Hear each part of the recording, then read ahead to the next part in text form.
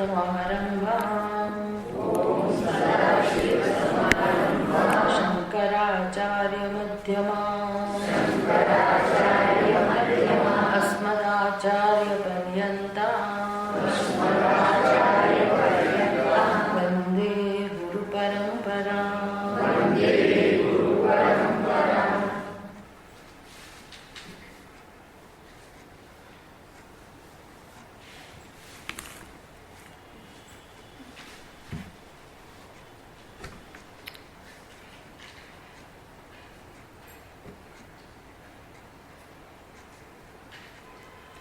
આપણા જીવનને કેમ સફળ બનાવવું, કેમ જીવનમાં સુખ અને શાંતિ પ્રાપ્ત કરવા, એક વિલક્ષણ પ્રકારની વિશેષ પ્રકારની દ્રષ્ટિ વેદાંત આપણને આપે છે.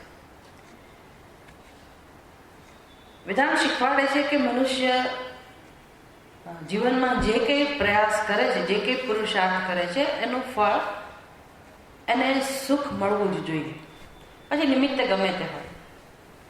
એટલે પંચદશીની અંદર જુદા જુદા પ્રકારના સુખની, આનંદની વાત થતી હોય. એક બ્રહ્માનંદની વાત પણ થતી હોય, યોગાનંદની પણ વાત થતી હોય, વિષયાનંદની વાત પણ થતી હોય. એટલે આનંદ દરેક સ્તરે લઈ શકાય જીવનમાં, જો સ્પષ્ટ સમજ હોય તો. આધ્યાત્મિક ઉન્નતિ એટલે એવું બધું નહીં કે બધું ઘર-બાર બધું ગૌણ બનાવી દેવું. આપણી રોજબરોજની પ્રવૃત્તિ, સંબંધો, વ્યવહાર, આપણી જે મહત્વાકાંક્ષા હોય એની કોઈ કિંમત જ નથી. ખાવા પીવાની કોઈ કિંમત નથી, ખોરાકની, અન્નની કોઈ કિંમત નથી, સ્વાદિષ્ટ ભોજનની કોઈ કિંમત નથી, પછી મોજશોખની કોઈ કિંમત નથી. એવું બધું વેદાંત શાસ્ત્ર નથી શીખવાડતું. એ કેમ આ બધું ઉત્પન્ન થયું છે એ જરા સમજવા જેવું છે. વેદાંત શાસ્ત્ર આ બધા સાથે સંબંધ નથી.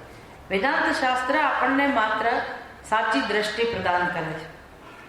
એટલે એ જો માણસ પહેલેથી જ આ વસ્તુ જાણતો હોય તો એનું જીવન એ બહુ સરસ રીતે જીવી શકે.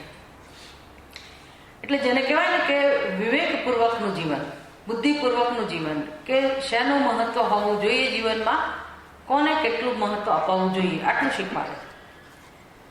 આપણે જાણતા નથી, સત્ય વસ્તુ જાણતા નથી, આપણે આપણા ધ્યેયને પણ ઓળખતા નથી.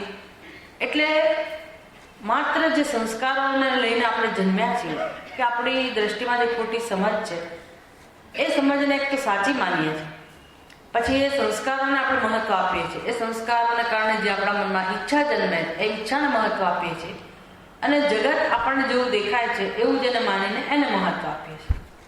આ મહત્વ બુદ્ધિ છે સર્વત્ર. એટલે હું કોણ છું એની પણ આપણે એક પોતાની સમજ લઈને જન્મ્યા છીએ. મુશ્કેલી આટલી જ છે કે બધાની સમજ સમાન જ છે. એટલે જણાતું નથી કે જીવનમાં કંઈક ભૂલ થાય છે. બધાની સમજ સમાન જ છે કે હું દેહ છું, એટલે એમાં કંઈ ભૂલ હોય એવું આપણને જણાતું નથી. ઠીક છે, વ્યવહારિક સત્તામાં આવું હોય કે બધા એને દેહને હું કહે છે તો કંઈક સત્ય હશે ની અંદર, નથી એવું નથી. કંઈક સત્ય છુપાયેલું છે દેહની અંદર કે ભાઈ હું દેહ છું, બરાબર છે. પણ એ જ પારમાર્થિક સત્ય છે, એ જે આપણે માની લઈએ છીએ ત્યાંથી સંસાર શરૂ થાય. એટલે તો પછી શું છે આ બધું? મારું સત્ય શું હોય, આ જગત શું હોય? વેદાંત આપણને આ બધી વસ્તુઓ સમજાવે છે. એટલે વેદાંતમાં, ઉપનિષદની અંદર 3 પ્રકારના સત્યની વાત થતી હોય છે. કદાચ તમને જરાક અઘરું લાગે, કોઈ હજી બહુ વેદાંતનું શ્રવણ કરતો ના હોય તો આ વસ્તુ સમજવી અઘરી લાગે. તમે એ 3 સત્તાની વાત કરો. એક પ્રાતિભાષિક સત્તા, એક વ્યવહારિક સત્તા અને એક પારમાર્થિક સત્તા. આવી 3 સત્તાની પણ વાત કરવામાં આવતી. કદાચ કોઈને આ ના સમજાતું હોય તો જીવ સૃષ્ટિ અને ઈશ્વર સૃષ્ટિ આવું પણ આપણે સમજી શકીએ. આ સત્યને સમજવા માટે આ બધું થોડુંક ઉપયોગી છે. એટલે જીવ, જગત અને ઈશ્વર, આ 3 જે આપણી બુદ્ધિમાં જેને કે કોન્સેપ્ટ એટલે ખ્યાલ રહેલા છે, અને એને આપણે સત્ય જ સમજીએ છીએ. આપણે એને ખ્યાલ નથી સમજતા, આપણે એને સત્ય જ સમજીએ છીએ. વેદાંત શાસ્ત્ર કહે છે કે તમે એનું તળ તપાસશો, એનું સત્ય તપાસશો તો જીવનું સત્ય પણ એક જ છે, જગતનું સત્ય પણ એક જ છે, અને જેને ઈશ્વર કહીએ છીએ એનું સત્ય પણ એક જ છે. સત્ય એક જ છે. એ સત્ય જાણી લો, ત્યારે સત્ય જાણીએ ત્યારે આપણને સમજાય કે તો પછી આપણી બુદ્ધિમાં છે તો કલ્પના જ છે, એ તો ખોટા ખ્યાલ જ છે. પછી ખોટા ખ્યાલ છોડવા માટે આપણે તૈયાર થઈએ. પછી આપણી જે શક્તિ, સામર્થ્ય, આપણી લાગણી, આપણી ભાવનાઓ, જે કંઈ આપણી સમજ, સામર્થ્ય, આ બધું આપણે યોગ્ય દિશામાં કામે લગાડીએ. અત્યારે બધું વાપરીએ છીએ પણ એ બધું નકામું જાય છે અને આપણે દુઃખી થઈએ છીએ કે આટલું બધું ઘસાયા અને મને જીવનમાં શાંતિ ના મળે, સુખ ના મળે. બસ આ જે છે ને, આમ જોવા જાવ તો એટલો ગંભીર પ્રશ્ન છે આ, કે મને કેમ સુખ ના મળે, મારો શું વાંક છે? આપણે પ્રામાણિક છીએ, સાચા છીએ કે નિખાલસ છીએ, કોઈ આપણામાં છળ કપટ નથી, શ્રદ્ધાપૂર્વક જીવન જીવનારા છીએ, ઈશ્વરને ધ્યાનમાં રાખીને આપણે આપણો વ્યવહાર કરનારા છીએ, આપણે એવી કોઈ સ્વાર્થી બુદ્ધિના પણ નથી. અને છતાંય માણસને દુઃખ મળે તો બહુ આશ્ચર્ય થાય. એ માણસને બિચારો સ્વીકારી ના શકે. અને પછી ઈશ્વરની શ્રદ્ધા રે એક પ્રશ્ન છે. આવું કેમ થતું હશે? કેમ માણસને દુઃખ જ પ્રાપ્ત થાય? જે અજ્ઞાની તો બધા જ છે, પણ જે સ્વાર્થી હોય, જે અધર્મનું આચરણ કરતો હોય, તો આપણે એને કદાચ દુઃખી થાય તો આપણી પાસે જવાબ છે કે એને એના કર્મનું ફળ મળ્યું. આવું જ હોય, એ ખોટો કર્મ કર્યું એટલે દુઃખી જ હોય. પણ આપણે એવા કર્મો કરીને કર્મો કર્યા નથી. આપણે શ્રદ્ધાળુ છીએ, પ્રામાણિક છીએ, આપણે કર્તવ્ય કર્મ જ કરીએ છીએ, ઘસાઈએ છીએ. આ સાધકની વાત છે, બધા મનુષ્યોની વાત નથી. પણ જે આવું જીવન જીવે છે એને જરૂર પ્રશ્ન થાય કે તો પછી કેમ દુઃખ છે અમારા જીવનમાં? અને કેટલાક લોકોએ કશું આવું ધર્મનું આચરણ ના કર્યું હોય, કર્તવ્યનું પાલન ના કર્યું હોય, તો પણ સુખી હોય. એટલે આપણને વધારે દુઃખ થાય કે ચલો ભાઈ, મને દુઃખ નથી, મને સુખ ના મળ્યું, બરાબર કે કશે કારણ. પણ પેલો માણસ, એના જીવનમાં તો અધર્મ જ છે, એને તો સુખ ન જ મળવું જોઈએ, એને કેમ સુખ મળ્યું? એટલે આપણે વધારે દુઃખ થાય કે હું અધિકારી છું, હું યોગ્યતા ધરાવું છું, મને તો સુખ નથી મળ્યું. તો પેલું ખોટું કરે છે એ માણસ કેમ સુખી થાય છે? આ બધી વસ્તુથી આપણને બહુ દુઃખ થતું હોય. અને આવા પ્રશ્નોના જવાબ આપણને કેમ મળતા નથી. એટલે એવું લાગે કે જગતમાં અન્યાય છે અથવા તો બધી વાતો જ છે. અને જે ઈશ્વરની શ્રદ્ધા છે, જે ઈશ્વરને માને, ઈશ્વર દેખાતો તો છે ને. એટલે ઈશ્વર છે એવું બરાબર છે, પણ ઈશ્વર દેખાય તો કંઈક આપણે આપણી શ્રદ્ધા સાચી ઠરે, કે આપણે કંઈક આગળ વધીએ. ઈશ્વરની વાતો કરીએ પણ ઈશ્વર દેખાતો નથી. એટલે વેદાંત બધાના જવાબ આપે છે, બહુ સરસ રીતે જવાબ આપે છે. થોડુંક ચિંતન કરતા શીખવાડે વેદાંત આપણને.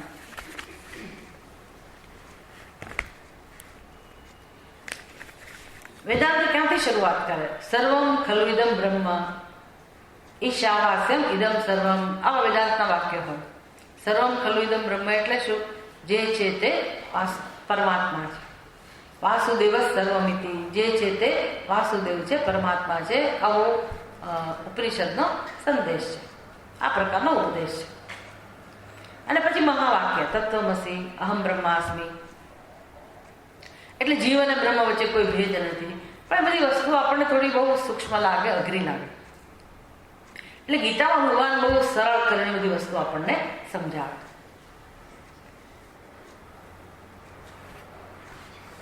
ગઈકાલે આપણે શેની વાત કરી હતી, કોઈને યાદ છે?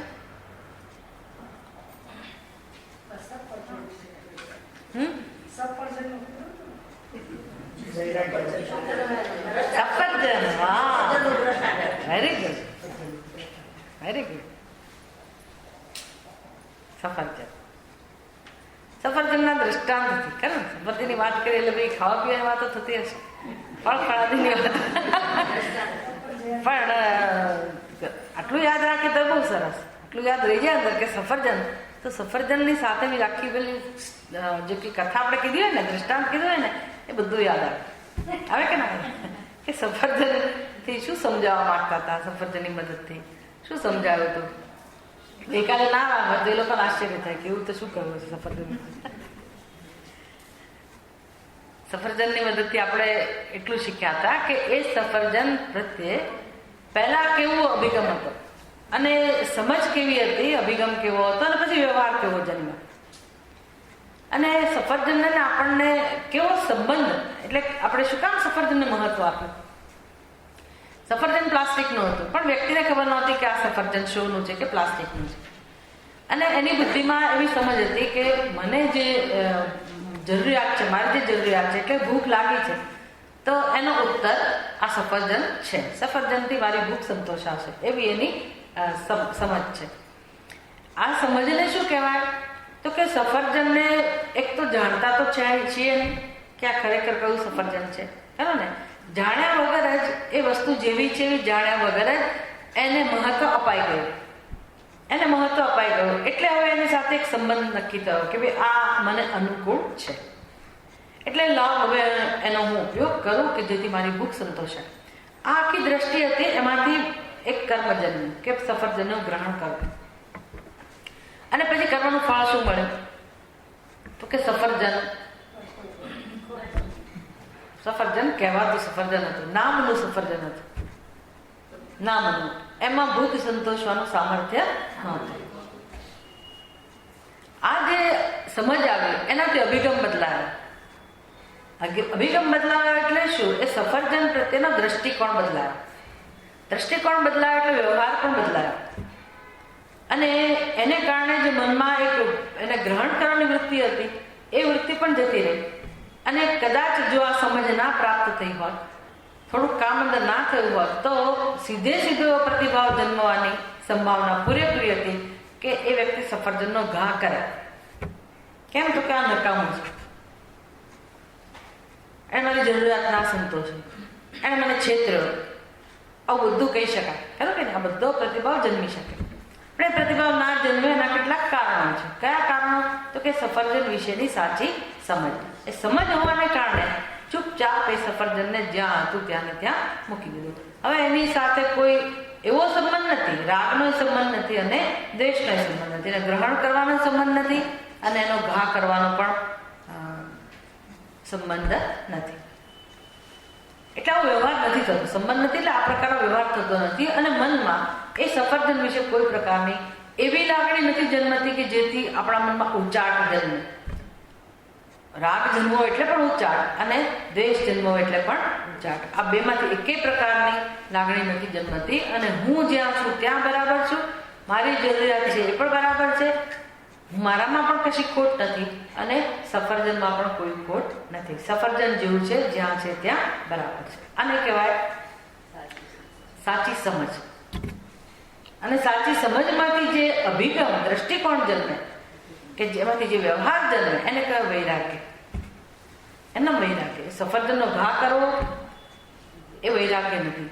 સફરજનથી મોં ફેરવી લેવું એ પણ વૈરાગ્ય નથી. હવે એ વ્યક્તિ સફરજનને હાથમાં લઈ શકે ફરી પાછી. શેના માટે? મારે તો માની લો કે મારી આજુબાજુ આવા સફરજન ગોઠવ્યા હોય તો હું એ સફરજનનો ઉપયોગ કરી શકું.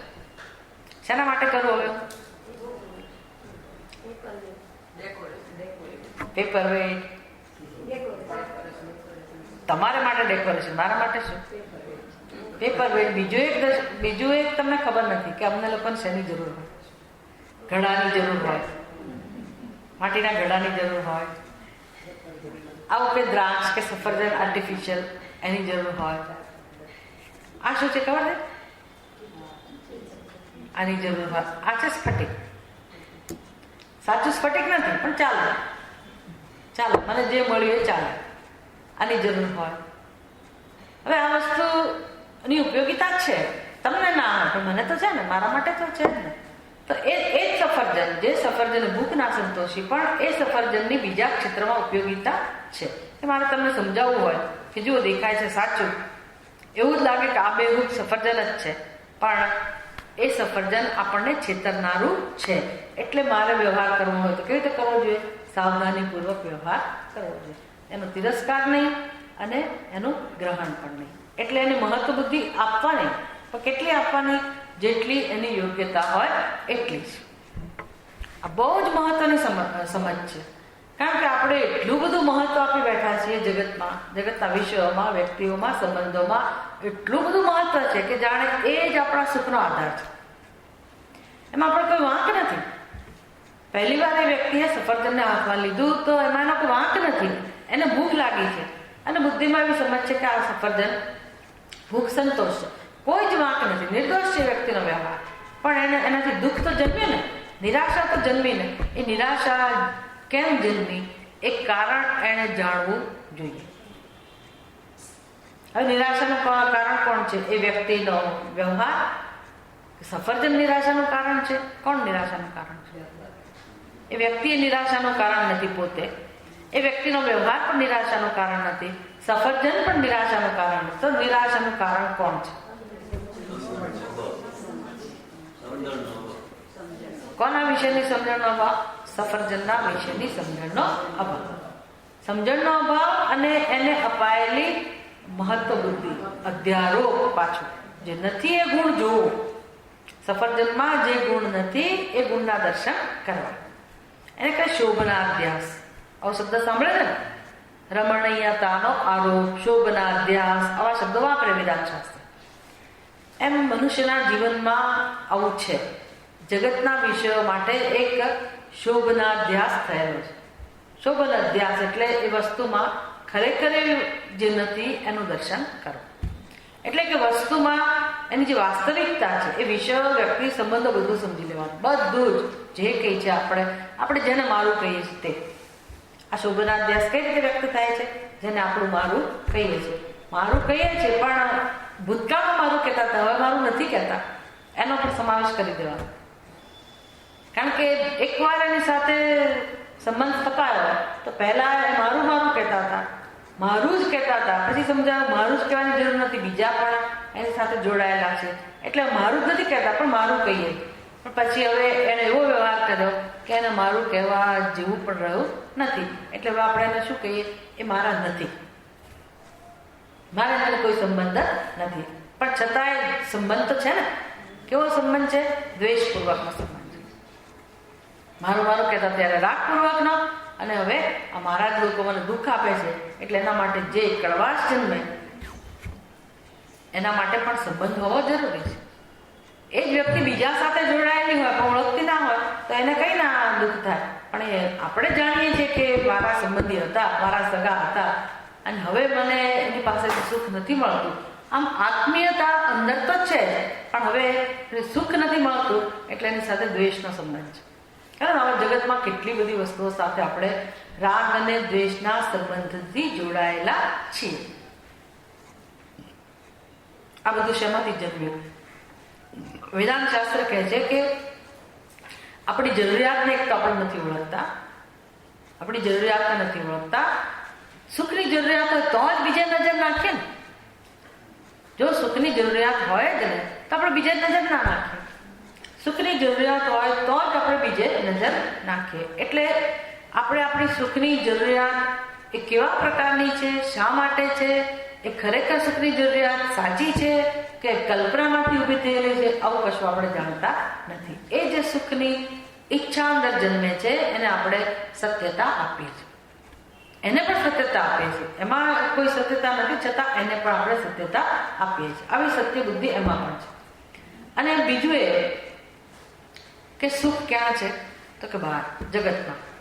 એટલે જગતમાં જે મને અનુકૂળ જણાય એમાં હું સુખની અપેક્ષા રાખું છું અને પછી વ્યવહાર કરું છું. હવે જરા તારા સુખની વ્યવસ્થા, સુખની અપેક્ષા એનો વાંધો નથી. જેમ કે ભોજન પાસેથી આપણી અપેક્ષા કેવી હોય તો કે મારું પેટ ભરાય, તો એ આપણી જરૂરિયાત છે. આપણી અન્નના સ્તરે અન્ન મારી ભૂખ સંતોષે અને એ પ્રકારે અન્ન સાથેનો વ્યવહાર હોવો એમાં કંઈ ખોટું નથી. એટલું તમે એને મહત્વ આપી શકો કે ભૂખ લાગી હોય તો અન્ન એ જરૂરિયાત પૂરી કરે. ગરીબાઈ હોય અને આપણું જીવન ચલાવવું હોય તો ધન દ્રવ્ય એ જોઈએ અને એ હોય તો જ આપણો વ્યવહાર ચાલે. એટલે એટલું તમે એને મહત્વ આપો એનો વાંધો નથી. એમ જગતના વિષયો, વસ્તુઓ, આ બધું દરેક મનુષ્યને જીવનમાં ઉપયોગી છે, નથી એવું નથી. પણ આપણે એને કેવું મહત્વ આપીએ છીએ? આપણે ખાલી ભૂખ સંતોષવા પૂરતું એને નથી જોતા, આપણે બીજી ભૂખ સંતોષવા એની પર આધાર રાખીએ છીએ. અથવા આપણી મનના સ્તરની જરૂરિયાતો એને સંતોષવા માટે એ જ વસ્તુનો પાસેથી અપેક્ષા રાખીએ છીએ. એટલે અન્ન એ જરૂરિયાત છે, બરાબર છે, પણ અન્ન જરૂરિયાત છે એના કરતા આપણે અન્ન સાથે કેવો વ્યવહાર કરીએ છીએ તો કે સ્વાદ મારી વધારે મહત્વની જરૂરિયાત છે. ખરું? એટલે મનના સ્તરની એ તમે ગમે તે આપો એ ના ચાલે. લોકો શિબિરમાં જાય પણ પછી ત્યાં 8 દિવસ તો ત્યાં તો જે ભોજન મળતું હોય એ ખાવું પડે. ઋષિકેશ આશ્રમ હોય કે કોઈ બીજી જગ્યાએ ગયા હોય તો એ લોકો એને અનુકૂળ હોય એવું જ બનાવે. હવે આપણને ન ભાવતું હોય રોજ બટાકાનું શાક, પણ એ 8 દિવસ કાઢવાના આપણા માટે મુશ્કેલ થઈ જાય. અથવા અમુક શાક બનાવ્યું તો મને તો ના ભાવે, એટલે ઘરમાં આપણને જે ભાવે એ જ બનાવતા હોય. અને આ બધી જગ્યાએ તો એ લોકો જે આપે એ ખાવાનું હોય. ત્યારે જે સંઘર્ષ જન્મે કે સંયમ ક્યાંથી લાવો? આપણે તો સંયમ કેળવો જ ના હોય. આપણે તો બધું આપણને શું ભાવે એના પ્રમાણે જ જીવન જીવતા હોય, એને સંતોષવા માટે જ આપણે આપણું જીવન જીવતા હોય. અને એવું સંતોષાય તો જ પોતાને સુખી માનતા હોઈએ. આટલી જ આપણી દુનિયા છે. મારી ઈચ્છા પૂરી થાય તો હું સફળ, તો હું સુખી. જેવી મારું ધારું ના થયું કે ઈચ્છા પૂરી ના થઈ એટલે અંદરથી જે ઉદ્વેગ જન્મે, અંદરથી જે નિરાશા જન્મે, તિરસ્કાર જન્મે, અને પછી એ તિરસ્કારની લાગણી સાથે આપણે બીજા સાથે વ્યવહાર પણ કરીએ.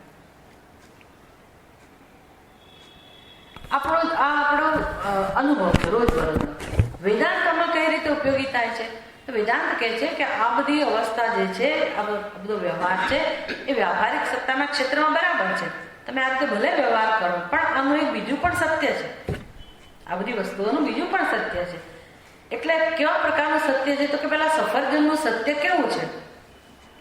તમે માની લીધું કે સફરજન ભૂખ સંતોષ છે, પણ સફરજનનું પોતાનું સત્ય એવું છે કે એમાં ભૂખ સંતોષવાનું સામર્થ્ય નથી. એમ જગતના વિષયો સાથે જે સંપર્ક કરીએ છીએ એમાં આપણી દ્રષ્ટિ એવી છે કે એ વિષયો, વ્યક્તિઓ, સંબંધો, કર્મ, અનુભવ આ બધું મને પરમ શાંતિ આપશે, પરમ સુખ આપશે. અને માટે આપણે બધું ભેગું કરવા માટે આખી જિંદગી પ્રયાસ કરીએ છીએ. પણ અનુભવ શું કહે છે?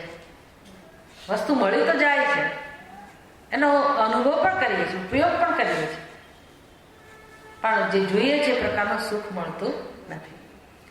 વેદાંત શાસ્ત્ર કહે છે તમે ખાલી આવું વિચારો કે કેમ સુખ નહીં મળતું હોય. થોડું ઘણું મળે છે, પણ જે જોઈએ છે એવું સુખ મળતું નથી. તો પેલા દ્રષ્ટાંતથી આપણે સમજી શકીએ કે જગતના વિષયો સીધું જ આ તો રોજ અધ્યયન કરતા હોય તો સીધો પણ તમે આ પ્રકારે એની સાથે સમીકરણ જોડી શકો. વેદાંત શાસ્ત્ર શું કહે છે? બ્રહ્મ સત્ય, જગત મિથ્યા. આ મિથ્યા એટલે આમ મિથ્યા એ સમજતા તો જન્મ નીકળી જાય. કારણ કે મિથ્યા સાથે જ રોજ વ્યવહાર કરવાનો છે. જે જગતને મિથ્યા કહો છો તો ભૂખ લાગે ત્યારે કોણ કામમાં આવે? એ જ મિથ્યા ભોજન કામમાં આવે છે ને. જગત મિથ્યા એટલે શું? ભોજન મિથ્યા થયું કે નહીં?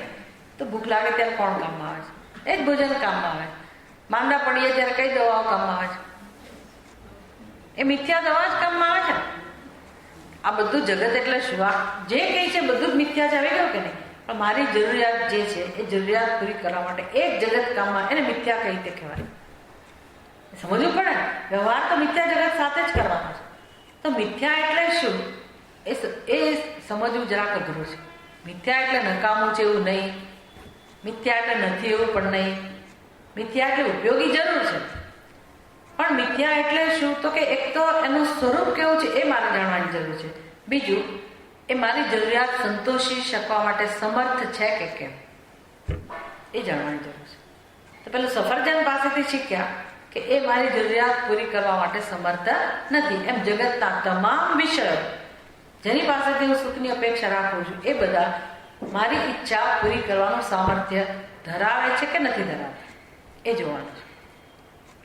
બધી વસ્તુઓ કામની છે, બધું બરાબર છે, પણ એમાં પરમ સુખ આપવાની, મને જે જોઈએ છે સુખ કે શાંતિ આપવાનું સામર્થ્ય નથી. આટલા દિવસોમાં આપણે ચર્ચા કરી, આ તો પૂરું થવા આવ્યું. એટલે કેમ નથી સામર્થ્ય? કેમ નથી? તો કે મારી સુખની ઈચ્છા કેવી છે? અમાપ સુખ જોઈએ છે ને. અમાપ સુખ, અનંત સુખ જોઈએ. વળી એ સુખ કેવું જોઈએ? સ્થાયી, શાશ્વત સુખ જોઈએ, પૂર્ણ સુખ જોઈએ, અનંત સુખ જોઈએ, અને નિર્ભેળ સુખ જોઈએ, અને સહજતાથી મળે એવું સુખ જોઈએ. આ પ્રકારના સુખનો ઉત્તર જગતના વિષયોમાંથી મળતો નથી. અનુભવ પણ કહે છે સુખ મળે છે ખરું, પણ વળી પાછું હાથતાળી આપીને જતું રહે છે. એટલે આપણે હતા ત્યાં ને ત્યાં. આવું કેમ હશે? તો કે દરેક વસ્તુ પોતે કેવી છે? નિત્ય કે અનિત્ય, પૂર્ણ કે અપૂર્ણ? જેની પાસેથી સુખની અપેક્ષા રાખીએ છીએ એ વસ્તુ પોતે કેવી છે? નિત્ય કે અનિત્ય? અનિત્ય છે, એ બધી અપૂર્ણ છે. અને મારી સુખની અપેક્ષા કેવી છે? નિત્ય સુખની. તો નિત્ય સુખની જરૂરિયાત અનિત્ય વસ્તુઓ પાસેથી પૂરી થાય? આટલો જ પ્રશ્ન છે. આટલું જ સમજવાનું છે કે કેમ આપણે હતા ત્યાં ને ત્યાં છીએ. કેમ પાછા દુઃખી ના દુઃખી? આટલા બધા જન્મોથી સુખ તો ભોગવતા જ આવ્યા છે. આ જન્મમાં કેટલું સુખ ભોગવ્યું, તો આપણે કેમ પૂર્ણતાનો અનુભવ નથી કરતા? તો કે જ્યાંથી સુખ ઈચ્છીએ છીએ એ બધી વસ્તુઓ કેવી છે? અનિત્ય અને અપૂર્ણ. અને એ આજે મારી છે, વળી પાછી એ મારી નથી, અમુક સમય પછી મારી નથી. આ તો હું એની નથી, હું જતી રહો, કઈ વસ્તુ જતી. સર્વે સંયોગા વિયોગાંત. કોઈક સંયોગમાંથી સુખ જન્મ્યું હોય તો એ બધા જ સંયોગ કેવા છે? વિયોગાંત. તમારા દાદા દાદી જે અત્યંત પ્રિય હતા જતા રહ્યા, કેટલાકના માતા પિતા જતા રહ્યા, કેટલાકના રોજ જીવન સાથી જે હોય એ પણ જતું રહ્યું. તો શું કરવાનું? શું કરો તમે? કરો શું કરી શકીએ? એટલે આ બધી વાસ્તવિકતા છે. તો પછી આપણી ભૂલ શું થાય છે? આપણી ભૂલ ક્યાં છે? જગત આવું જ છે, એમાં કોઈ પરિવર્તન લાવી શકાય એવું છે જ નહીં. વસ્તુઓ અનિત્ય જ છે, અપૂર્ણ જ છે, અસ્થાયી જ છે. સર્વ સંબંધો પણ એવા છે, સર્વ મનુષ્ય પણ એવા છે. સારું, તમે વસ્તુ માટે તો સ્વીકારી શકો, પણ વ્યક્તિઓનો શું દોષ છે? વ્યક્તિ તો બધી સારી જ હોય ને? ના હોય. વ્યક્તિ પાસેથી સુખ ના મળે, પ્રેમ ના મળે, એમાં શું કહેવું છે તમારું? સંબંધોમાંથી પ્રેમ ના મળે, સંબંધોમાંથી સુખ ના મળે.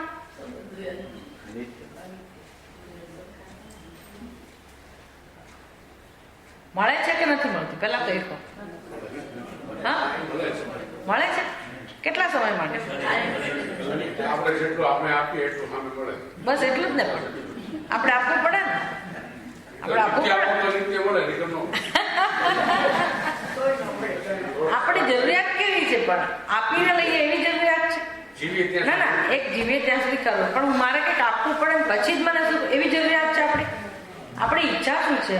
મારે કશું કરવું ના પડે, કોઈ શરત ના દેવી કે ભાઈ હું મદદ કરું તો જ તમે મદદ કરો. એ જુદો વ્યવહાર છે. આપણી જરૂરિયાત કેવી છે? મને બધાએ પ્રેમ કરવો જ જોઈએ, મારો સ્વીકાર બધાએ કરવો જ જોઈએ, મને બધેથી સુખ મળવું જ જોઈએ, દરેક સમય, દરેક સ્થળે, દરેક પાસેથી. આ આપણી જરૂરિયાત છે. પેલું તો આપણે પ્રયત્ન કરીએ છીએ કે આવું હોય કે આપણે કંઈક આપવું પડે તો જ મળે. એટલે તો પ્રયત્નપૂર્વકનું એક સમાધાન થયું કે વ્યવહાર થયો. આપણી જરૂરિયાત એવી નથી. જ્યાં સુધી કશું કર્યા વગર આપણને જો કોઈ સુખ આપતું હોય, મળ્યા કરતું, આપણે કશું કરીએ નહીં. એ બિન શરતી સુખ એ આપણી જરૂરિયાત છે. કોઈ શરત ના થઈ. ભગવાન પણ હું જેવો છું કે જેવી છું એવો મારો સ્વીકાર કરે એવી મારી ઈચ્છા હોય. ગમે તે ભૂલ કરીએ તો આપણે ભગવાન પાસેથી શું ઈચ્છા હોય? માતા કુમાતા ન ભવતી. આપણે સ્તોત્ર બનાવી દઈએ. કેમ? તો કે એ ભગવતી આપણો સ્વીકાર કરવો જોઈએ. હું ગમે તેવો હોય, પુત્ર ગમે તેવો હોય, સંતાન ગમે તેવું હોય, માતા કુમાતા ન ભવતી કહી દઈએ. એટલે પછી ક્યાં જાય માતા? પણ આ બધું બતાવે છે કે આપણી સુખની જરૂરિયાત વિશેષ પ્રકારની છે. હવે સૌના જીવનમાં દુઃખ કેમ મળે છે? મનુષ્ય પાસેથી કેમ સુખ નથી મળતું? વસ્તુઓ તો જળ છે, અનિત્ય છે, તૂટી જાય, ફૂટી જાય, ચોરાઈ જાય, નાશ પામે. શું કરો તમે? એવી ચોરીઓ થતી હોય, આપણને આશ્ચર્ય થાય કે ભાઈ આ વ્યક્તિનું આટલી બધી વસ્તુ જતી રહી, આટલા બધા પૈસા જતા રહ્યા, એ વ્યક્તિ કેવી દુઃખી થતી હશે, કેવું બન્યું, શું થયું? પણ આ વાસ્તવિકતા છે. શું કરો? તમે તૈયાર નહોતા, એટલું જ.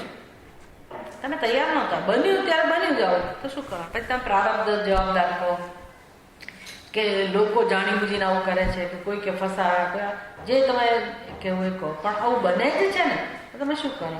તો સારું, જળ વસ્તુઓ પાસેથી આવું બને, બરાબર છે. મનુષ્ય સાથે તો આવું ના થવું જોઈએ ને. મનુષ્યના અંદરના સંબંધો છે, અને જે પ્રેમની ગણતરીથી માણસ જીવન શરૂ કરે છે, સંસાર શરૂ કરે છે, એમાં તેને સફળતા મળવી જોઈએ ને. માતા પિતાને સંતાનો પાસેથી એ પ્રકારે પૂર્ણ સુખ મળવું જોઈએ ને, શાંતિ મળવા જોઈએ ને. પતિ પત્નીને એના જીવનમાં એ પ્રકારે પ્રેમ, શાંતિ બધું મળવું જોઈએ. દરેક સંબંધોમાં પ્રેમ ની ગણતરી હોય જ છે.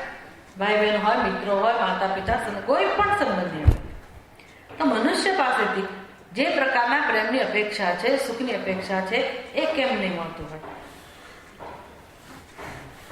એ કેમ નહીં મળતું? વેદાંત શાસ્ત્ર અહીંયા આપણને બધું શીખવાડે છે. કેમ એવું છે? તો કે જ્યારે બે વ્યક્તિ લગ્ન કરવાનું નક્કી કરે તો બંનેની અપેક્ષા શું હોય? જીવન જીવવાનું શરૂ કરે તો બંનેની અપેક્ષા શું હોય? છોકરીને, કન્યાને એમ હોય કે એનો પતિ એને સુખ આપશે, અને પતિને એવું ગણતરી હોય કે કન્યા એને સુખ આપશે, એની પત્ની એને સુખ આપશે. બંને જણા જીવન શરૂ કરે. હવે જ્યારે બંનેની અપેક્ષા એવી હોય કે એ મને સુખ આપશે, તો પોતે કેવા થયા? સુખની જરૂરિયાતવાળા. ખરેખર સુખની જરૂરિયાતવાળા. આ બંને જણાએ જીવન યાત્રા શરૂ કરી. એમની ગણતરી શું છે? એ મને સુખ આપશે, બીજું મને સુખ આપશે. પણ બીજું સુખની જરૂરિયાતવાળો છે કે નહીં? એનો અર્થ કે એની પાસે એટલું સુખ છે જ નહીં, તો કેવી રીતે આપે? એટલે બેમાંથી એકે પાસે એટલું સુખ છે જ નહીં કે બીજાને આપી શકે. પણ બંનેની અપેક્ષા કેવી છે? બંને જણા એકબીજાને સુખ આપશે. અને વર્ષોની યાત્રા પછી બંનેનો અનુભવ કેવો છે? વર્ષોની યાત્રા એ જમાનો ગયો. હવે તો 6-8 મહિનાની અંદર બધો પોત પ્રકાશે એટલે ખબર પડી જાય કે અહીંથી મને સુખ મળવાની સંભાવના નથી. અને વાંક આપણે એવું કહીશું કે બે છોકરાનો વાંક છે કે છોકરીનો વાંક છે, પણ બંને સુખની જરૂરિયાત વાળા છે. વેદાંત શાસ્ત્ર શીખવાડે છે કે બંને સુખની જરૂરિયાત વાળા હોય તો કોણ કોને સુખ આપે? કોણ કોને સુખ આપે? આપી શકે? ના આપી શકે. એટલે નિરાશા મળવાની જ છે આજની તો કાળે. એટલે શરૂઆત જે સુખની અપેક્ષા રાખવી તો કોની પાસેથી રાખવી જોઈએ? જે સુખી હોય એની પાસેથી. સુખી હોય એની પાસેથી. આપણે સુખની જરૂરિયાત વાળા પાસેથી જ સુખની અપેક્ષા રાખીએ તો એ લાંબુ ચાલતું નથી. એને કહેવાય આવો ભાઈ હરખા એમ યાત્રા શરૂ થઈ. ખરું બે ભિખારી સાથે બેસીને ભીખ માંગે એટલે કે એ સુખી થઈ જાય. પણ એમ કે વિચારો હું દુઃખી છું તો તું આવ, આપણે બે સાથે ભીખ માંગીશું, બે જણા સાથે દુઃખ સહન કરીશું. એવી સમજવા જુદી વસ્તુ છે કે આપણે બંને જણા સુખની જરૂરિયાત વાળા છીએ અને આપણે બંને એકબીજાને ઉપયોગી થઈશું, મુશ્કેલીમાં ઉપયોગી થઈશું.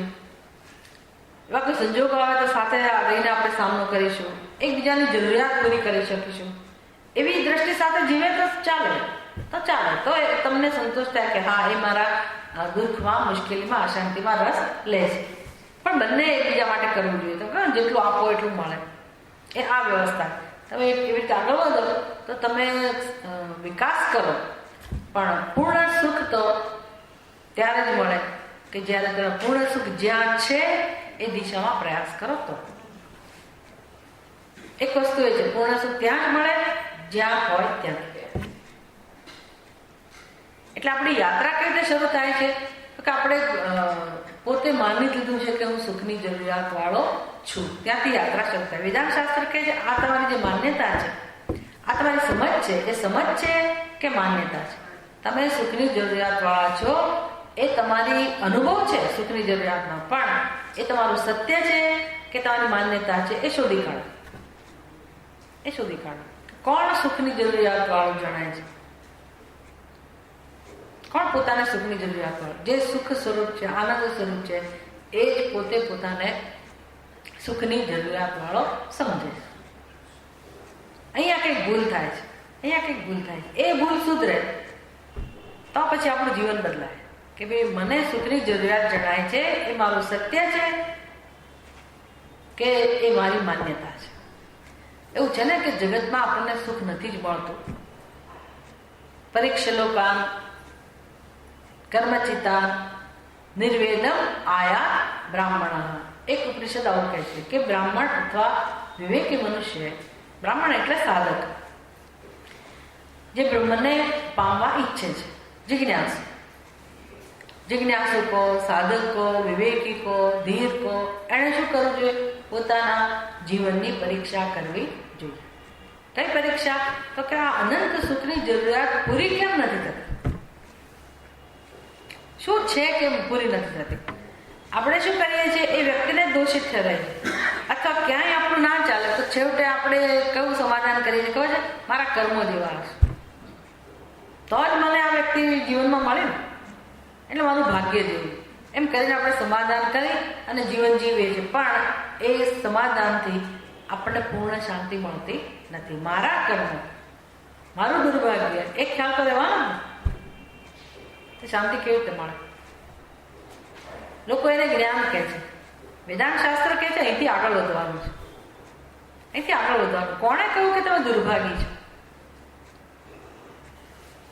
અને આવો નિર્ણય કેમ કર્યો તમે કે મને કોઈ જગ્યાએથી સુખ ના મળે? તમે કહેશો કે ભાઈ ક્યાંયથી ના મળે, મારો અનુભવ કહે છે. પરીક્ષા લોકાન કર્મચિતાન, તો ઉપનિષદ કહે છે તમે તમારા જીવનની પરીક્ષા કરો કે તો આટલી બધી મહેનત કરવા છતાં સુખ નથી મળ્યું, તો હવે એનું કારણ શું હશે? મારું દુર્ભાગ્ય નહીં. નિર્વેદમ આયા બ્રાહ્મણ, મનુષ્ય શું કરવું જોઈએ? તો કે નિર્વેદમ, વૈરાગ્ય લાવવો જોઈએ. વૈરાગ્ય ક્યાંથી લાવવું? અંદર એટલી સુખની અપેક્ષા છે, તમે વૈરાગ્યની વાતો કરો, કેમ ચાલે? પછી બધા સાધકની હાલત શું થતી હોય છે?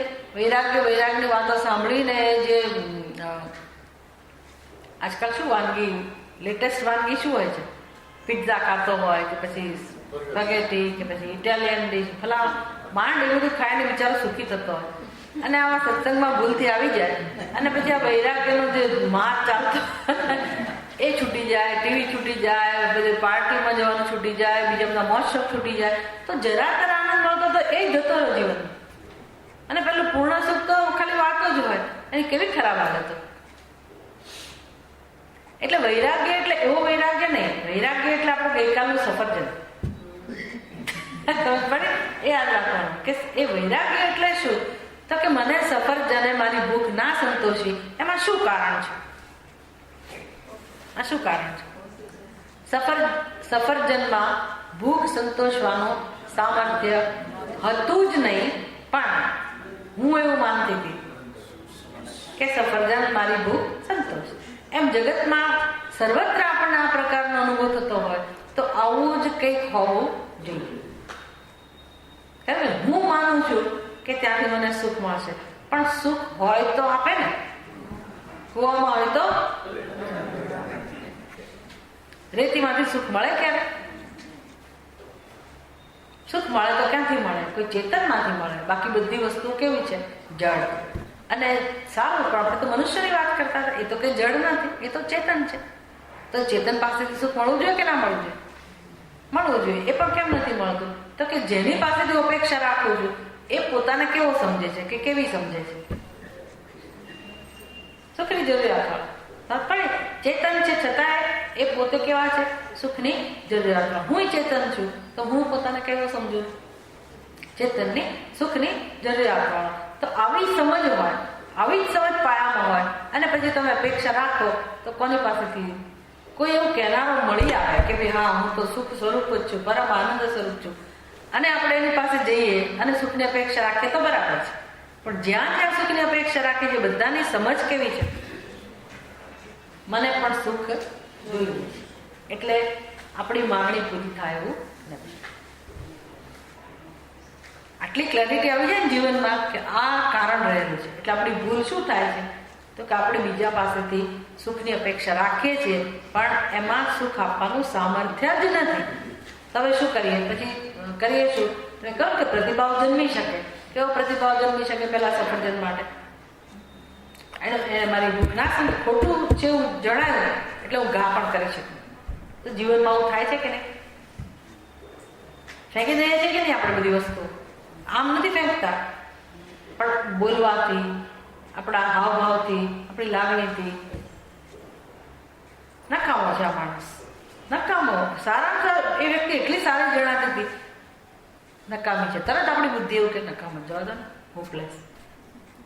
કેમ?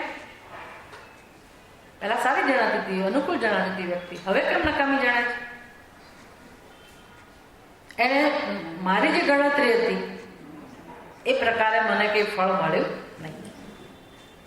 એટલે એને એ ક્યારે યોગ્ય ગણાય? ક્યારે માણસ કામનો ગણાય? મારી જરૂરિયાત પૂરી કરતી.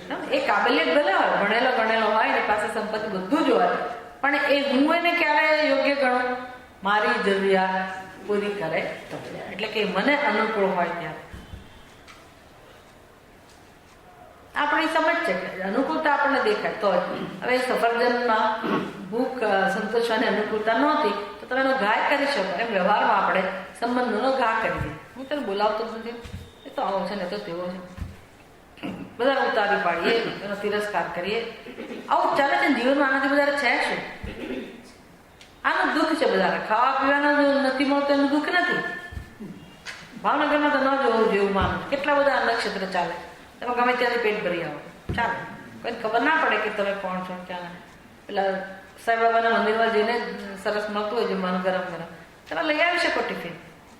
કે જરૂર નથી કે આવા કપડાં પહેરીને ભિક્ષા માગવા જવાય, એને શરમ આવે તો ભીખ માગવા કેમ જઈએ અમે કે સંન્યાસી નથી, એવી જરૂર નથી. ગમે તે વ્યક્તિ જઈ શકે. કેટલી બધી જગ્યાએ મેં તો સાંભળ્યું કે આવું બધું ચાલે છે નક્ષત્ર. તો એ કઈ જીવનનો મહાન પ્રશ્ન નથી કે એના તમે દુઃખી થઈ જાઓ. અને ખાધે પીધે સુખી માણસના જીવનમાં પણ કકળાટ જ છે, બધા દુઃખ જ છે, કોઈ બોલતું નથી અથવા એનો સામનો કરવા માંગતું જ નથી, અને જીવન પૂરું પાઠ ચાલે જાય છે. કેમ તો કે બધા બિઝી હોય ને, નોકરી ધંધે લાગેલા હોય અને ખાવા પીવાની પ્રવૃત્તિ હોય, એટલે દિવસ એક પછી એક પસાર થાય. બી ચાલવા દો ને કોણ આ બધી માથાકૂટ કરે. તમે ઉખેડો પ્રશ્ન તો ઝઘડો થાય ને, તો બધી સમસ્યા ઊભી થાય, દુઃખ થાય, રડારો. એટલે એ બધું વિચારવાનું જ નહીં, જે ચાલે છે ચાલવા દો. શું કરે માણસ, શું કરે? પણ આને જીવન કહેવાય, અને જીવન કહેવાય.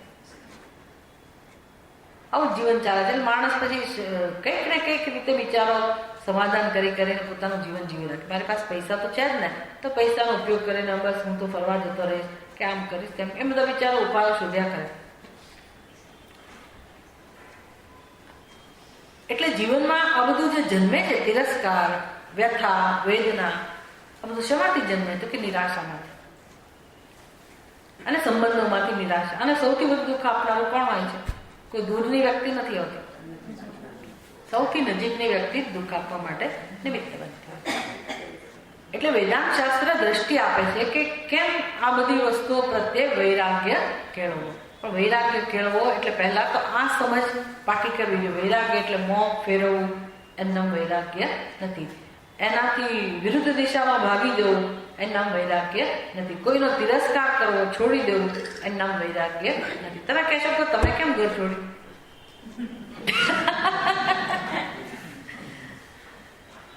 તમે કેમ તમારી પ્રવૃત્તિ છોડી દીધી? તમે એવું છે કે છોડવાના બે કારણો હોય. એક તો તમને ત્રાસ થાય એટલે તમે છોડી દો, અથવા તમને કોઈ નવું એક સોપાન સિદ્ધ કરવાનું મન થાય કે મારે ઉચ્ચ પ્રકારનું જીવન જીવવું છે, કે મારે મારા જીવનનો વિકાસ કરવો છે. અને લોકો આપણને થોડી શાંતિ આપે કે તમારી પ્રવૃત્તિ કરવા દે, વચ્ચે તમને ડિસ્ટર્બ ના કરે, એટલે તમે જીવન રીતિ બદલી શકો. એ તો શાસ્ત્રમાં વ્યવસ્થા છે. વયમ આત્મકામન, બૃહદારણ્યક ઉપનિષદમાં કહે છે બ્રાહ્મણો જિજ્ઞાસુ કે વયમ આત્મકામન, કે ભાઈ હવે અમે કોણ છીએ? તો કે આત્માની કામના વાળા. કેમ પ્રજા કરીશ્યામ, અમારે આ બધી શી જરૂરિયાત છે? તો એ ના પડે, બરાબર છે, સંસારમાં ના પડે. કેમ તો કે આત્મકામના જાગી છે, આત્માની ઈચ્છા વાળા છે, તો એની આખી દિશા જુદી હોય. એટલે એને ઘણી બધી ભગવાનની કૃપાથી કંઈક એવી સમજ છે જ, પહેલેથી જ એને આકર્ષણ નથી, એની અંદર સમજ પણ છે. તો બુદ્ધિપૂર્વક જીવન જીવવા ઈચ્છે છે, પોતાના જીવનનો ઉપયોગ કરવા ઈચ્છે છે, તો શું કામ ના કરે? એટલે એને તિરસ્કાર નથી કર્યો, એને આ રીતે વિચારપૂર્વક પોતાના જીવનને એ દિશામાં દોરેલું છે. એવા લોકો છે કે જેને બધું ફેંકી દીધું હોય, નીકળી ગયા, અને ઋષિકેશ હરિદ્વાર જાઓ તો આખું હરિદ્વાર ઋષિકેશ આવાથી બાવાઓથી ભરેલું છે. અને બાવા એટલે ક્યાંથી સંન્યાસ એમને મળ્યો એવું તમે જાણો, કેમ સંન્યાસી બન્યા? તો બધાને પૂછો ને તો એમ કહે છે કે ભાઈ અહીંથી ઘરમાંથી ભાગી ગયા. હવે ભાગી જવું દુઃખી થાય એટલે પછી ભાગી જવું, ક્યાં જવું? તો ક્યાં જશે? ભારત દેશમાં ખબર છે, ભાગીને જવું હોય તો ક્યાં જવાનું? હરિદ્વાર, ખબર ને, ગંગા કિનારે. કેમ તો કે ત્યાં બસ પછી કોઈ આપણે ઓળખતા હોય ચાલે. આ કેટલાય લોકો બધા ભેગા થયેલા છે, ભાગીને ત્યાં જમા થયા. કોઈ જીવનમાં એને કઈ વિવેકના કશું ના હોય. હશે એનું જે પણ ભગવાનની ઈચ્છા, એનો પ્રાર્થ જે કે આપણને એની સાથે સંબંધ નથી, પણ એવા લોકો પણ હોય અને જે પ્રયત્નપૂર્વક, નિશ્ચયપૂર્વક આ દિશામાં આગળ વધતા હોય અને જીવનશૈલી બદલી એવા પણ હોય. એવું હોઈ શકે. એ બધી ગૌણ વસ્તુઓ છે. એ સંન્યાસી હોય કે કર્મયોગી હોય, ગૃહસ્થી હોય, જીવનમાં સુખ ક્યાંથી આવે એની વાત ચાલે છે. ખરો વૈરાગ્ય સંન્યાસીએ પણ જો ન કેળવ્યો હોય તો એને પણ કેળવો પડે. એને પણ આ જ જગતમાં રહેવાનું છે, એને પણ આ જ લોકો સાથે વ્યવહાર કરવાનો છે, એની પણ ભૌતિક સ્તરની જરૂરિયાતો હોવાની. તો એને કઈ સમજથી વ્યવહાર કરવો જોઈએ એને પણ શીખવાનું છે, અને બીજા મનુષ્ય પણ આ જ શીખવાનું છે. આ જ્ઞાન તો સમાન જ છે. પહેલું તો જીવન રીતિ છે, અને દરેકનું સત્ય પાછું એક જ છે. સંન્યાસીનું સત્ય પણ પરબ્રહ્મ છે, ગૃહસ્થીનું સત્ય પણ પરબ્રહ્મ છે, બ્રહ્મચારીનું સત્ય પણ એ પરબ્રહ્મ પરમાત્મા છે. સ્ત્રીનું સત્ય પણ એ છે, પુરુષનું સત્ય પણ એ છે, બાળકનું સત્ય પણ એ છે, વૃદ્ધનું સત્ય પણ એ જ છે. પુણ્યશાળી હોય કે પાપી હોય, બ્રાહ્મણ હોય, ક્ષત્રિય હોય, વૈશ્ય કે શુદ્ર હોય, દરેકનું સત્ય પૂર્ણ બ્રહ્મ પરમાત્મા જ છે. એ મનુષ્ય બન્યો છે એ જ એની શોભા છે, એ જ ભગવાનની કૃપા છે. પણ એને એ બધી એવું જણાતું નથી. એને પોતાની અંદર કઈ ગૌરવપણાનો અનુભવ થતો જ નથી. ભગવાન શું કરે? એને મનુષ્ય હોવાનું કોઈ ગૌરવ જ નથી કે બુદ્ધિનો ઉપયોગ હું શેના માટે કરું, મારું જીવન કેમ હું સુધારું, કેમ હું શાંતિ મેળવું, સુખ મેળવું, અને મને કઈ ભેટ મળી છે એ એને ખબર નથી. એની બુદ્ધિ આખો દિવસ એવું જ કે કરે છે ને મને કેવું શરીર મળ્યું, કેવો દેહ મળ્યો, કેવું રૂપ મળ્યું, કેવું કુટુંબ મળ્યું, કેટલો પૈસો મળ્યો, કેટલું ભણતર મળ્યું, કેવી દશા છે. એની બુદ્ધિ આવું જ કે કરે. અને એને સત્ય માનીને આ માણસ બિચારો દુઃખી થયા કરે, પોતાનો તિરસ્કાર કરે પોતે જ. આવું તો છે જ ને. બીજા તો તિરસ્કાર કરે તો બધી વસ્તુ આપણે એને સત્યતા આપીએ છીએ, પણ આપણે પોતે આપણો તિરસ્કાર કરીએ છીએ એવું ક્યાં આપણને ખબર છે?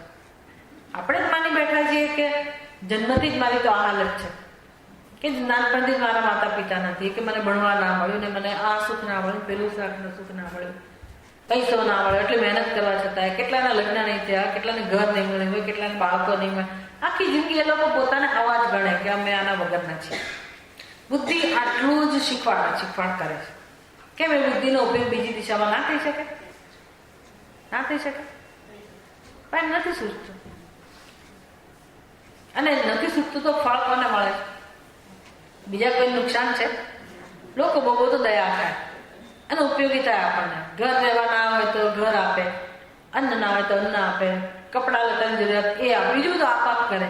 પણ મારી દ્રષ્ટિ કોણ બદલે? દ્રષ્ટિકોણ બદલે એ કોઈ બદલી શકે? એ કોને બદલવી પડે? એ ભગવાને ન બદલી શકે, શાસ્ત્રે ના બદલી શકે. એ કોને બદલવી પડે? આપણે પોતે. બસ એટલું કામ થઈ જાય ને તો બહુ મોટું કામ થઈ ગયું. દ્રષ્ટિ એટલે સમજ. દ્રષ્ટિકોણ નહીં. ભાઈ મારી દ્રષ્ટિ આવી છે, તમારે શું કહેવું છે એવું નહીં. પોઈન્ટ ઓફ વ્યૂ નહીં, દ્રષ્ટિ બિંદુ નહીં. આપણે શું બદલવાનું છે? દ્રષ્ટિ એટલે સમજ બદલવાની છે. કે બધાને છૂટ નથી સત્ય માટે કે તમે આ દ્રષ્ટિ બિંદુથી જુઓ અને પેલા દ્રષ્ટિ બિંદુથી જુઓ અને પછી એમ કહો કે બધા સાચા જ છે ને એવી આ વસ્તુ નથી. કારણ કે બુદ્ધિ તો બધાને અમુક સમજ ધરાવતી હોય એટલે એમાં કંઈક સત્ય હોય, ના હોય નહીં, પણ એ દર્શન કહેવાય નહીં, એને દ્રષ્ટિ સાચી સમજ કહેવાય નહીં. પેલા હાથી માટે 5 જણા અભિપ્રાય આપે છે. 5 જણા હાથી વિશે અભિપ્રાય આપે છે. એક જણો કહે છે કે હાથી એટલે દોરડી જેવું, એક જણ કહે છે હાથી એટલે દિવાલ જેવું, એક જણ કહે છે હાથી એટલે થાંભલા જેવું, એક જણ કહે છે કે હાથી એટલે સુપડા જેવું. શું કહે છો તમે? બધા ખોટા છે એવું ના કહેવાય. કેમ? બધાની દ્રષ્ટિ બિંદુ છે ને, કંઈક સત્યતા છે, પણ કોણ ક્યાંથી આવે છે એ તમે કહી શકો. તમે હાથીને જાણતા હો તો તમે કહી શકો કે આ બધા ખોટા નથી, પણ એની પાસે દર્શન નથી. અને એ ક્યાંથી આવે છે અને કેમ આવું એ પણ સમજી શકો કે ભાઈ એની પાસે પ્રમાણ નથી, એટલે એને સ્પર્શથી હાથીનું જ્ઞાન મેળવેલું છે અને અભિપ્રાય જાહેર કર્યો કે હાથી એટલે આવું. એમ જીવનમાં બધા પાસે દર્શન આ પ્રકારનું દ્રષ્ટિબિંદુ તો છે કે અમે તો આવું માનીએ, અમારે તો આ સમજ છે, અમે તો પેલી સમજ. એક જુદી વસ્તુ છે. આપણે શું જોઈએ છે જીવનમાં? આપણે શું કરવાનું છે? સમજ લાવવાની છે. દ્રષ્ટિબિંદુ નહીં, સમજ લાવવાની, દર્શન. એટલે સુખની જરૂરિયાત વાળા આપણે છીએ એ આપણું સત્ય છે કે માન્યતા છે? વેદાંત શાસ્ત્ર પહેલું કામ આપણને આ શીખવાડે છે કે તમે તપાસ કરો. તમારો જે અનુભવ છે ને એને તમે સત્યતા ના આપી દો. અનુભવ ઉપરથી તમે તમારા વિશે નિર્ણય ના બાંધી લો. તમે તપાસ કરો કે તમને આ અનંત સુખની ઈચ્છા છે એનું કારણ શું હોય? શું હોય? ઘટાકાશને મહાકાશ બનવાની ઈચ્છા હોય તો એનું કારણ શું હોય? એનું કારણ શું હોય? કારણ કે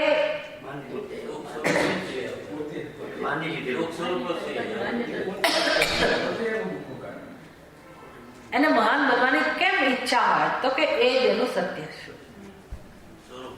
એ જ એનું સત્ય છે. ખરું ને? ઘટાકાશને પૂર્ણ બનાવવાની ઈચ્છા કેમ હોય? તો કે એ જ એનું સ્વરૂપ છે, માટે ઈચ્છા છે. એમ આપણને બધાને અનંત સુખની ઈચ્છા છે. ખાલી પ્રેમ જ આપણી જરૂરિયાત છે. પ્રેમ, માત્ર પ્રેમ, શુદ્ધ પ્રેમ, એ જ જરૂરિયાત છે. બાળકની જરૂરિયાત પણ એ છે, કુમારની જરૂરિયાત પણ એ છે, યુવાવસ્થામાં પણ એ જરૂરિયાત છે, પ્રૌઢ અવસ્થામાં પણ એ જ જોઈએ છે, વૃદ્ધાવસ્થામાં તો પ્રેમ જ જોઈતો હોય છે, કોઈ સવાલ જ નથી. અને પ્રાણી માત્રને પણ પૂછો તો આજકાલ બધા જાત જાતના તમને વિડીયો જોવા મળે. તો તમે જો વાઘ જેવા વાઘ ક્રૂર પ્રાણીને પણ એને એવું લાગે કે આ માણસ મને પ્રેમ કરે છે, તો એ પોતાની હિંસાત્મક વૃત્તિને છોડી દે. બધા પ્રાણીઓનો શેમાં રસ હોય છે? પ્રેમ. આવું કેમ હશે? મેં આગળ કહ્યું ને, ઘટાકાશમાં શું જવાબ આપ્યો? કે એની કેમ મહાકાશની સંપૂર્ણતાની ઈચ્છા છે? એનું સ્વરૂપ છે. તો આપણી કેમ આવી ઈચ્છા છે? કારણ કે એ આપણું સત્ય છે. વેદાંત શાસ્ત્ર એવું કહે છે. બુદ્ધિ શું કહે છે? બુદ્ધિ શું કહે છે? મને પ્રેમની જરૂર છે. બુદ્ધિ એવું કહે છે. હવે કોણ શત્રુ થયું? કોણ શત્રુ થયું? જો મારું સત્ય આ જ હોય, પ્રેમ જ મારું સત્ય હોય, પૂર્ણતા જ મારું સત્ય હોય, મારી જ બુદ્ધિ મને એમ કહેતી હોય કે તને સુખની જરૂરિયાત છે, તો આ બુદ્ધિ શત્રુ કહેવાય કે ના કહેવાય? મારી જ બુદ્ધિ શત્રુ છે. વેદાંત શાસ્ત્ર કહે છે, શાસ્ત્ર તમારા માટે શું કહે છે અને તમારી બુદ્ધિ શું કહે છે એ તપાસો. તો શાસ્ત્રનો ઉપદેશ શું છે? બધા માટે શાસ્ત્રનો ઉપદેશ શું છે? કોઈ રાગ દ્વેષ વગર સમાન રૂપે બધા માટે ઉપનિષદનો, શાસ્ત્રનો કહેવું શું છે? સર્વમ ખલ્વિદમ બ્રહ્મ. જે છે તે ઈશ્વર જ છે. શાસ્ત્ર તો મને આ રીતે સમજે છે, તમ પૂર્ણોસી. શાસ્ત્ર કહે છે કે આ જીવ શિવ જ છે વાસ્તવમાં. અને મારી બુદ્ધિ મારા માટે એવું કહે છે કે હું દેહ છું, હું સ્ત્રી છું, હું પુરુષ છું, હું સુખી છું, દુઃખી છું, પાપી છું, પુણ્યશાળી છું, જન્મેલી છું અને હું મર્ત્ય છું.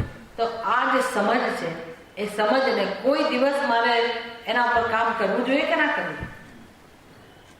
આપણે એને સત્યતા આપીને જીવીએ છીએ, પછી મળે છે જીવનમાં. અથવા આપણી સ્થિતિ શું હોય? જ્યારે મારી બુદ્ધિ એવું કે હું સુખની જરૂરિયાત વાળી છું, એટલે મારી પ્રવૃત્તિ શું હોય? સુખની ભીખ માગવી. પેલા આમ આપણે આટલા ના કહીએ, પણ કોઈ મને કહી જાય તો જે આપણો હુંફાળા મારતો અહંકાર બહાર આવે. એટલે શેની જરૂરિયાત વાળી હું છું? મને કોઈ માન આપવું જોઈએ. કારણ તમે કોણ મારું અપમાન કરનારા, મારો તિરસ્કાર કરનારા તમે કોણ? મારો અહંકાર બહાર આવે છે ને, એ અહંકાર શું કરે છે? માનની ભીખ માગે છે. એ દ્વારા સુખની ભીખ માગે છે. બધા ભીખ જ માગે છે જીવનમાં. ધનાઢ્ય વ્યક્તિ હોય એ પણ ભીખ માગે છે, અને પેલો ભિખારી છે એ પણ ભીખ માગે છે. આમ આપણા જીવનમાં ભીખ સિવાય કોઈ પ્રવૃત્તિ છે નહીં, એ સમજી લેવાનું. બધા ભિક્ષુક જ છે. કોઈ માન દ્વારા સુખ ઈચ્છે, કોઈ પ્રતિષ્ઠા દ્વારા સુખ ઈચ્છે, કોઈ પૂજા દ્વારા સુખ ઈચ્છે, કોઈ આના દ્વારા, કોઈ તેના દ્વારા બીજા પાસેથી સુખની માગણી કર્યા જ કરવી, એમ ભીખ માગવી. આમ ભલે ના માગીએ, પણ અંદરથી આપણે સુખની ભીખ જ માગીએ. અને કેમ માગીએ છીએ એ વેદાંત શાસ્ત્ર સમજાવે છે. ઘટાકાશ કેમ બહારથી સુખ ઈચ્છે છે, પૂર્ણતા ઈચ્છે છે? કારણ કે પોતાના માટે નિર્ણય બાંધી બેઠેલો છે. પોતાના માટે નિર્ણય પહેલેથી જ કરી દીધો છે કે હું ઘટાકાશ છું. એમ આપણે આપણા માટે પહેલેથી જ નિર્ણય બાંધી દીધો છે કે હું આ શરીર છું. એટલે હવે અનુભવ શેનો થાય? અલ્પતા. આ મારું સત્ય નથી, પણ કોઈ દિવસ આપણા નિર્ણયને તપાસતા નથી. એટલે આખું આ જે વેદાંતનું દર્શન છે ને, ભગવદ્ ગીતા, ઉપનિષદ, એનું જે આપણે નિયમિત અધ્યયન કરીએ ત્યારે સમજાય કે ખરેખર આ શાસ્ત્ર આપણને આ દિશામાં જ વિવેક કરતા શીખવાડે છે. અને આજકાલનો નિર્ણય નથી, અનાદિકાળથી આ નિર્ણય છે. અનાદિકાળથી. એટલે નહીં જાય આ નિર્ણય. કેવું છે? નહીં જાય? અક્કલ વળી કે નિર્ણયની તાકાત બહુ મોટી છે, એ જ સત્ય એવું જણાય છે. પણ એ ભલે એ નિર્ણય મારો દ્રઢ હોય, આ દ્રઢ નિર્ણય હોવા છતાંય સૌથી સરસ જે આ જ્ઞાનની વસ્તુ છે ને, આ જ્ઞાનનું શું કહેવાય પ્રભાવ, એ છે કે ગમે તેવો તમારો દ્રઢ નિર્ણય હોય તો પણ સ્વરૂપને, મૂળભૂત જે સ્વરૂપ છે, એ સત્ય છે, એને કોઈ જ અસર થઈ નથી. આ મોટો આશ્વાસન છે. સ્વરૂપ તો એ જ છે, પરબ્રહ્મ એ સ્વરૂપ અત્યારે પણ એવું જ છે. તાર નિર્ણય ક્યાં છે? બુદ્ધિમાં. એનાથી સ્વરૂપને કોઈ અસર થઈ નથી. એને કઈ તત્વમસી. તમે વિચાર કરો કે સ્વરૂપને શુદ્ધ કરવાનો આવે તો આપણે ક્યારે પત્તો થાય? કરી જ ના શકીએ. એટલે આ સ્ફટિકની જરૂર એટલે પડતી હોય છે કે આ સ્ફટિકની આજુબાજુ તમે ગમે તેવો રંગ લઈ આવો, અત્યારે કેવો દેખાય? કેસરી દેખાય. તમે આવો બ્લુ રંગ લઈ આવો તો કેવું દેખાય? બ્લુ દેખાય. બ્લુ દેખાય, પણ ત્યારે સ્ફટિક કેવું હોય છે? નિરંગ. એનો કોઈ રંગ નથી. તો ભલે કાળો દેખાતો હોય, તો કાળો દેખાય તો આપણને ખબર છે કે કેમ કાળો દેખાય છે, તો કે જે કાળો રંગ છે એની પાસે. અને સ્ફટિકનો સ્વભાવ છે પ્રકાશુ, એટલે જે રંગ સમીપમાં આવે એને એ પ્રકાશિત કરે. અને એ પોતે એ રંગ શું કરે? પાછો આરોપ કરે. એને કઈ ઉપાધિ નજીક કરીને એના પર આરોપ કરે કે તું કાળો જ છે. અને સ્ફટિક આપણને કાળો દેખાય પણ ખરો. અને કદાચ કોઈને ખબર ના હોય કે સ્ફટિક કેવો છે તો એ માની બેસે કે સ્ફટિક કાળો છે. પણ એ સ્ફટિક કાળો છે કે કેસરી છે કે ભૂરો છે એવું માની લઈએ એટલો દ્રઢ તમારો નિર્ણય હોય, રોજ તમે જોતા હો તો પણ સ્ફટિક કાળો બનતો નથી. એ કેવો રહે છે?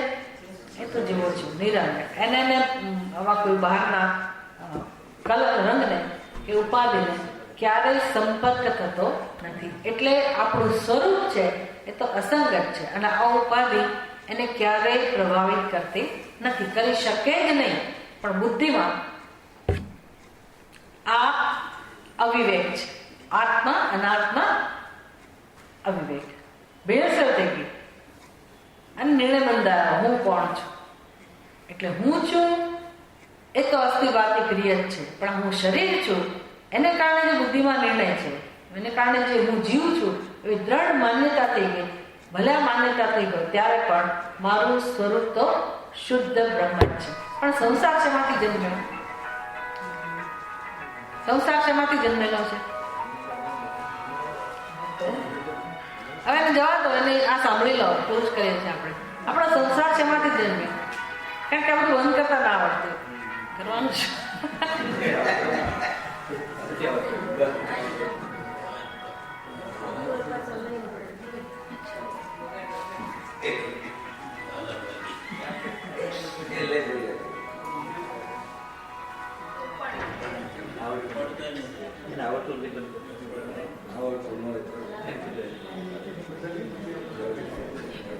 આટલો સંદેશો લઈને જાઓ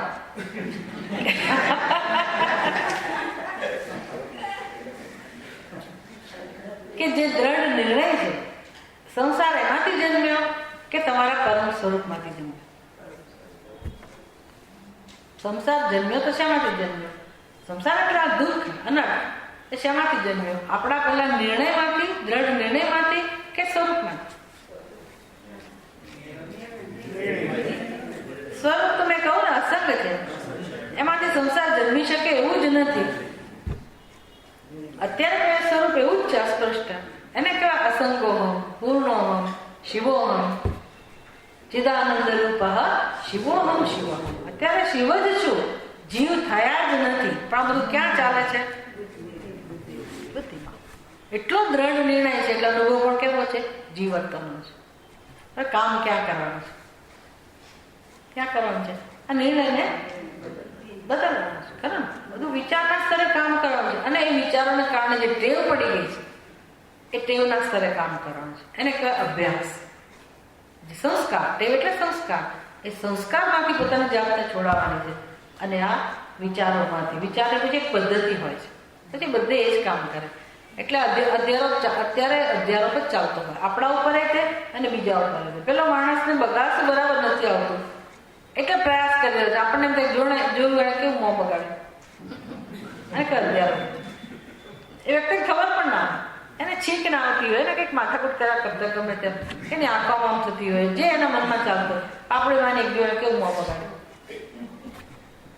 સતત આ જ ચાલતું હોય. એટલે આપણે માની બેસીએ કે આ વ્યક્તિ આવી જ છે ને એને આવું એ આવી જ હોય તમને ના ખબર પડે. એમાં અમારે તો બહુ સાંભળવાના તમને ખબર ના પડે તમને ખબર ના પડે સારું તે બધી તમને ખબર પડે છે. તો એનો અર્થ શું કે તમે અધ્યારોમાંથી મુક્ત થવા માંગતા જ નથી.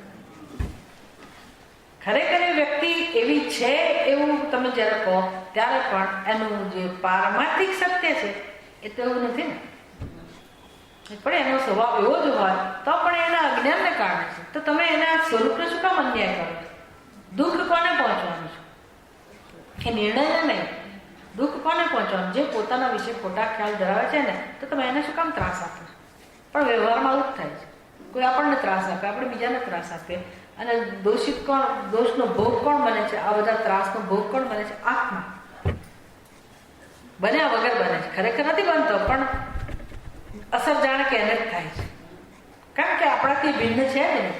એટલે મારી બુદ્ધિને હું સ્વચ્છ બનાવું, જેવું સ્વરૂપ છે એને અનુરૂપ મારી સમજ હોય તો હું કોઈને ત્રાસ ના આપું, બીજા પણ મને ત્રાસ આપી શકે નહીં. અન્ન મોક્ષ પણ એ મારી દ્રષ્ટિ બદલાવવી જોઈએ અને તો જ જીવનમાં સુખી થવાય. આ દ્રષ્ટિ બદલાય તો જ આપણે જીવનમાં સુખી થઈએ. એ દ્રષ્ટિએ સમજીએ તો વેદાંતની સમજ કે વેદાંત જે દ્રષ્ટિ આપે છે એ જ જીવનમાં ઉપયોગી છે, એ જ વ્યવહારુ છે. વેદાંત જ વ્યવહારુ છે.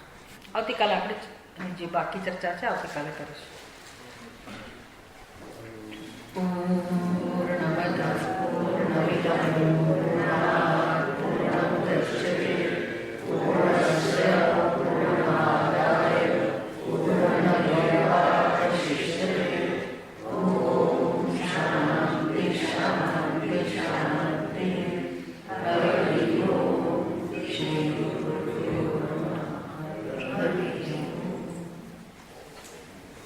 આવતીકાલે 8 તારીખ એટલે